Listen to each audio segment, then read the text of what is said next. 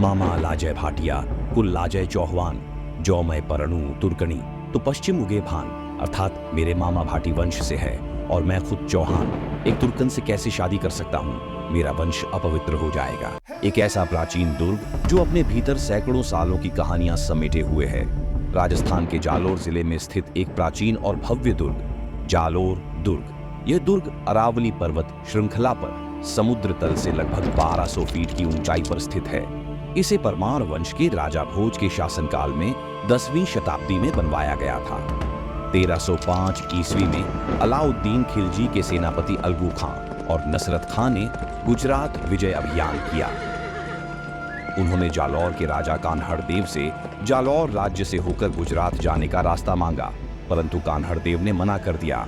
इस वजह से खिलजी नाराज हो गया, लेकिन उसकी तुर्की मुस्लिम सेना गुजरात की तरफ बढ़ गई। उसकी सेना ने सोमनाथ के मंदिर को लूटा और वहां तोड़ फोड़ कर खूब उत्पात मचाया।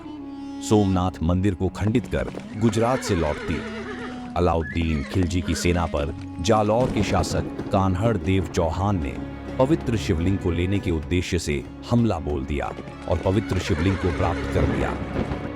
सैनिकों ने अलाउद्दीन खिलजी के पास जाकर सारी बात बताई। वीरमदेव के मल्ल युद्ध और वीरता के बारे में सुनकर अलाउद्दीन खिलजी की पुत्री फिरोजा का दिल वीरमदेव पर आ गया। किसी भी कीमत पर उससे शादी करने की जिद पकड़ ली और मन ही मन उसे अपना पति भी मान लिया था। शहजादी का हठ सुनकर दिल्ली दरबार में कोहराम मच गया।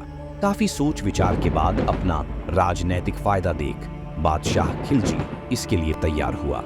शादी का प्रस्ताव जालौर दुर्ग पहुंचाया गया, परंतु वीरमदेव ने प्रस्ताव को मानने से इनकार कर दिया और दूत को लौटाते हुए कहा, मामा लाजय भाटिया कुल लाजय चौहान जो मैं परणु तुर्कणी तो पश्चिम उगे भान, अर्थात मेरे मामा भाटी वंश से है और मैं खुद चौहान एक तुर्कन से कैसे शादी कर सकता हूँ, मेरा वंश अपवित्र हो जाएगा।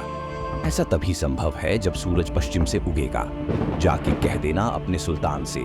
जैसे ही दूत ने सारी बातें खिलजी को सुनाई, यह सुनते ही खिलजी आग बबूला हो गया और जालौर के विरुद्ध युद्ध की घोषणा कर दी। इधर खिलजी की सेना राजपूताना की तरफ रवाना हुई, लेकिन जालौर दुर्ग को जीतना इतना भी आसान नहीं था।